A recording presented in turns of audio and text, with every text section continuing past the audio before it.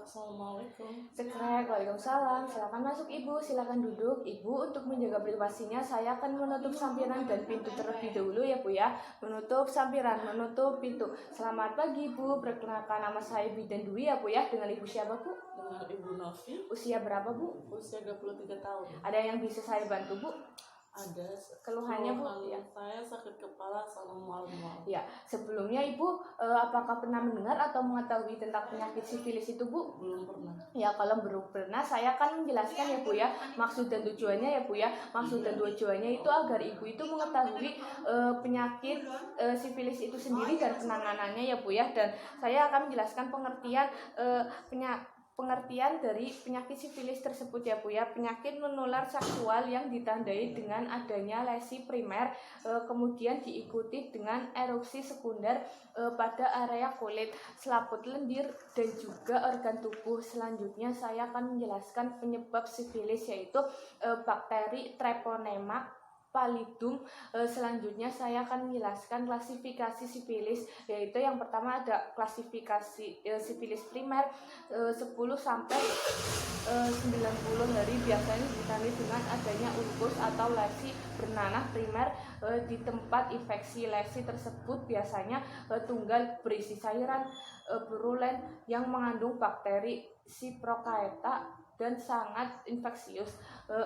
Yang selanjutnya dua sifilis sekunder, yaitu 6 bulan setelah terinfeksi. Gejalanya demam derajat rendah, nyeri tenggorokan, suara parah, sakit kepala, anoreksia, dan tidak nafsu makan ya Bu ya. Dan yang ketiga itu ada sifilis laten, yaitu 4 tahun, tidak memiliki manifestasi klinis, terjadi kelainan neurogenik dan vaskuler. Yang selanjutnya sifilis tersier, yaitu dapat terjadi di mana saja dalam waktu kurun 2 tahun setelah infeksi sampai 30 tahun atau lebih. Selanjutnya saya akan menjelaskan tanda gejala sifilis, yaitu tidak enak badan, malaise, kehilangan nafsu makan, mual, mudah lelah dan berkeringat, demam, sakit kepala, ruam kemerahan pada daerah organ kelamin yang disertai rasa panas dan gatal ya Bu ya. Dan selanjutnya saya akan menjelaskan diagnosis sifilis, yaitu seperti UGV, DRE, General Disease Research Laboratory.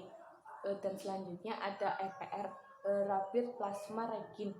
Dan selanjutnya saya akan menjelaskan penanganan sifilis, yaitu dengan pemberian antibiotik ya Bu ya. Dan selanjutnya saya akan menjelaskan komplikasi sifilis, yaitu adanya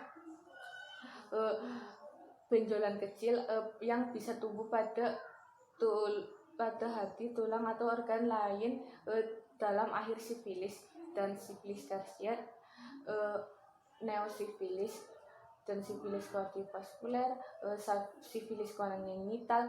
Dan selanjutnya saya akan menjelaskan pencegahan sifilis, yaitu yang pertama memiliki satu pasangan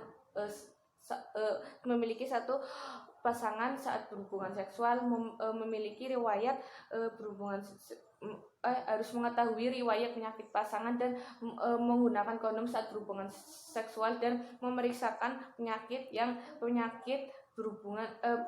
menular seksual ya Bu ya, harus mengetahui dan secara teratur dan teruktir pemeriksaannya. Dan selanjutnya saya akan menjelaskan dampak pada kehamilan dan persalinan, yaitu aborsi, partus prematurus, IUFD, dan sifilis kongenital ya Bu ya. Saya sudah menjelaskan tadi tentang sifilis ya Bu ya. Konselingnya apakah ada yang ditanyakan Bu? Tidak ada ya. Kalau tidak ada, saya akan melakukan evaluasi ya Bu ya. Evaluasinya yaitu penanganan dari sifilis apa ya Bu ya? Antibiotik.